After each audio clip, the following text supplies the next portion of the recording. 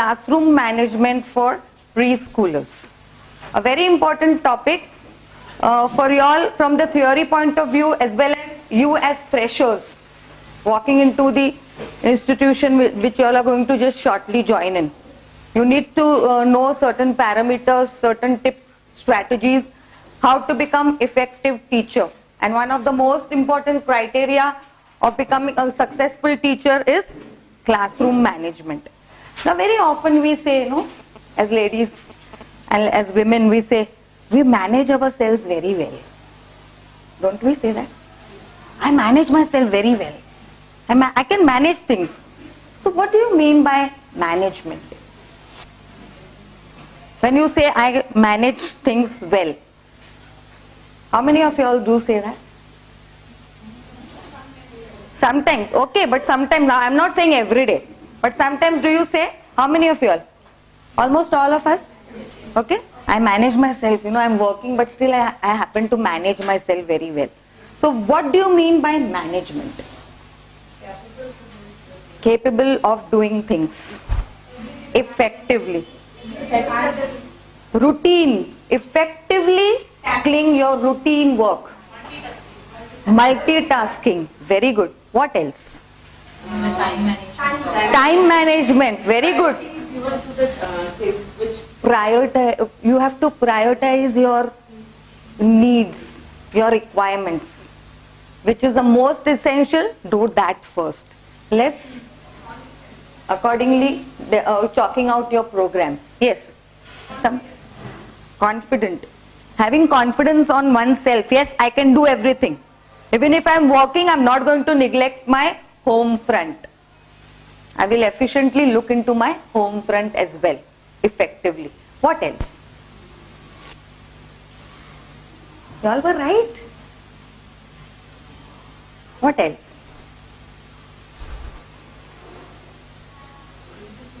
Discipline. Discipline in what sense?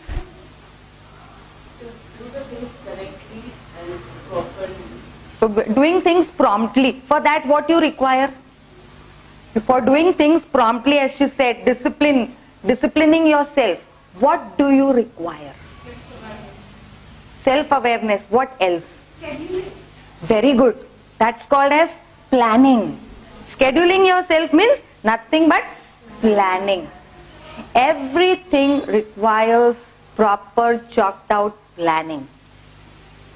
So even if you want to manage yourself very well, manage things very well, you need to be very, very well planned. So planning is an essential component of management. Today's topic is classroom management. Now a 3-year-old preschooler, what kind of management are you looking out for that child? You want him to sit straight, fingers on your lips, disciplined. You can't move your hands here and there. What kind of expectation as teachers are you looking forward for your preschoolers? Active, responsible, what else? Drawing attention. So that is concentration. Okay, you need them to concentrate on whatever. To have the effective teaching learning process to the maximum, you require their attention. So everything that comes under managing the 3-year-old child of a preschooler.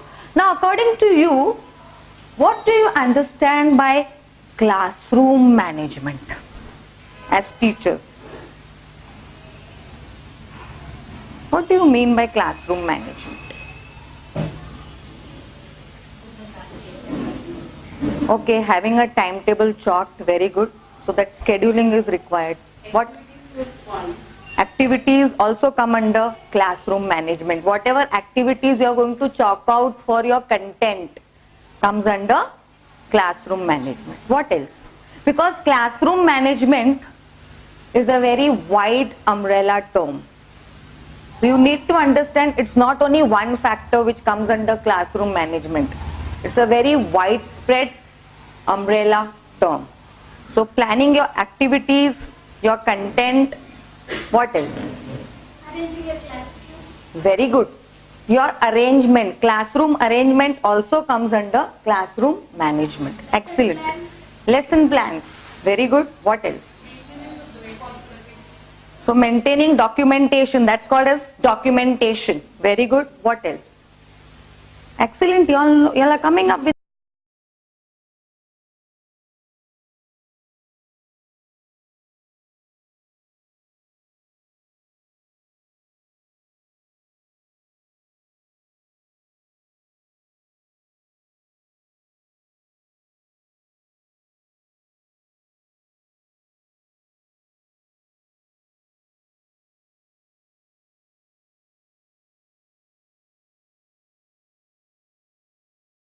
enhancing their vocabulary skills. We start with the letters associated with sounds. Never forget this. This is a very important question from the examination point of view also. So, always remember, that is I keep on repeating this about the domains. Very, very important question. And you as teachers also need to remember it. Keep on revising into your mind the different domains of development. That is language development, where they'll start learning with letters associated with sounds, words, that is vocabulary, phrases, sentences. So it enriches their language. Next comes social skills.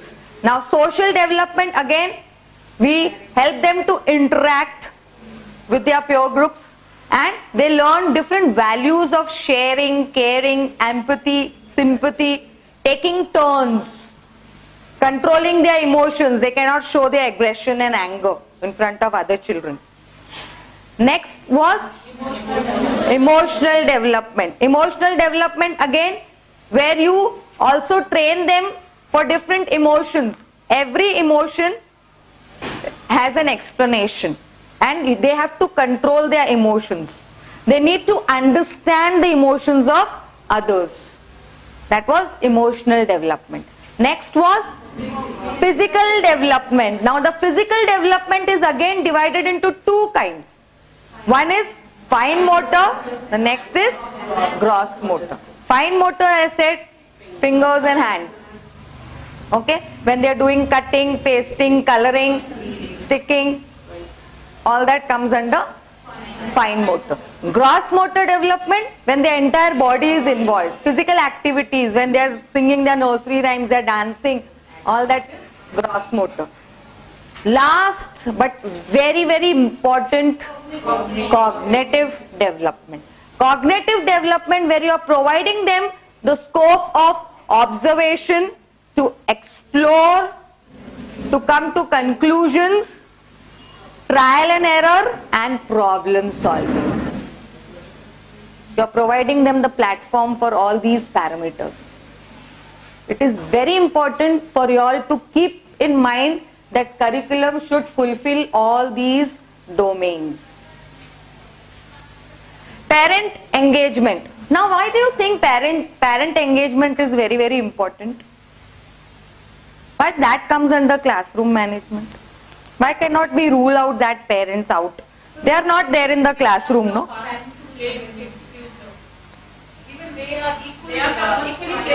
They are equally responsible for the children. Yes. Because they need to contribute from their end for the total achievement of the child. So, how do you all work in with collaboration with the parents? How do you all do that? Make the parent also sit in the classroom. PTM. Why do we have PTMs? Your child is not studying, troubling, harassing in the class. To grumble and complain? No.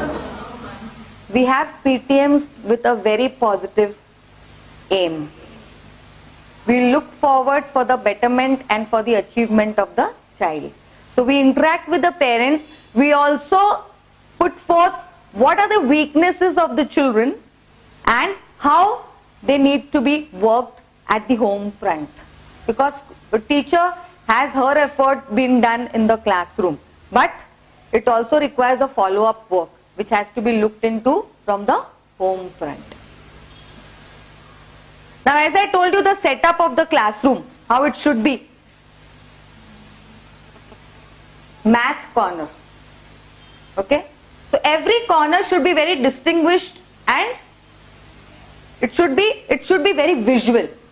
They should know, okay, and you have to take them to these corners.